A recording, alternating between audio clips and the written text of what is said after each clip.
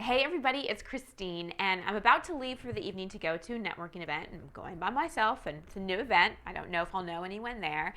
And this is something 10 years ago I probably never would have done. I would have stayed right here on my couch and probably watched some TV because I was so nervous. I had so much social anxiety and insecurity, and I know a lot of you can relate to that. So I want to give you some tips for really getting yourself out there and going to networking events and social events and parties, even if you have to go by yourself, okay? Because you're missing out if you don't.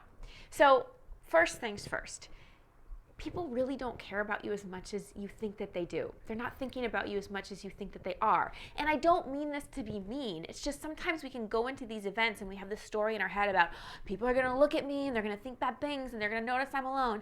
Everybody's just thinking about themselves and like in their conversation. Believe me, you're not standing out as much as you think that you are. So that's the first thing. Like, get out of thinking that everybody's thinking about you, because they're not. Second, change your story about yourself.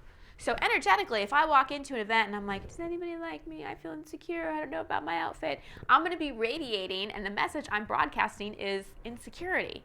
But if I go in self-accepting and self-confident, and hey, to be self-confident doesn't mean I'm the most amazing person here. Self-confidence can sound something like, I'm really proud of myself for being here. Like, I freaking acknowledge myself for the courage to get in my car, or get on the subway, or however you get there to get to this event. And I am here, and I have a lot to offer.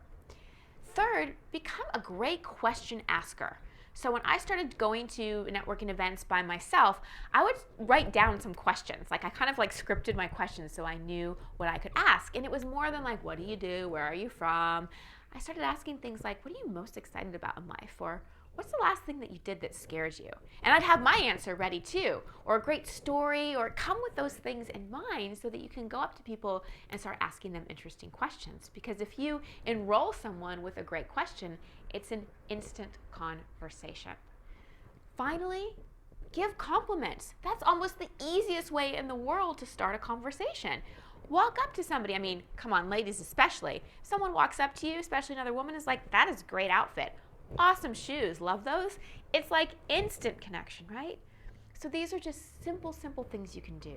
Stop telling yourself a story that everybody else is thinking about you. Change your self-talk so you appear with a level of confidence. Come up with some interesting questions or stories that you can kind of use as a script and have in your back pocket to ease some of that anxiety. And be a compliment Columbo. Just walk up to people, give them a compliment. Just think about how when someone approaches you and invites you into a conversation, you feel like you want to bring them in. Other people are going to feel that way about you too. So you have amazing things to offer. People want to meet you. People want to get to know you. Get yourself off your couch. Get to those events. You can do it. I totally believe in you. Much love and many blessings. I'll see you next week.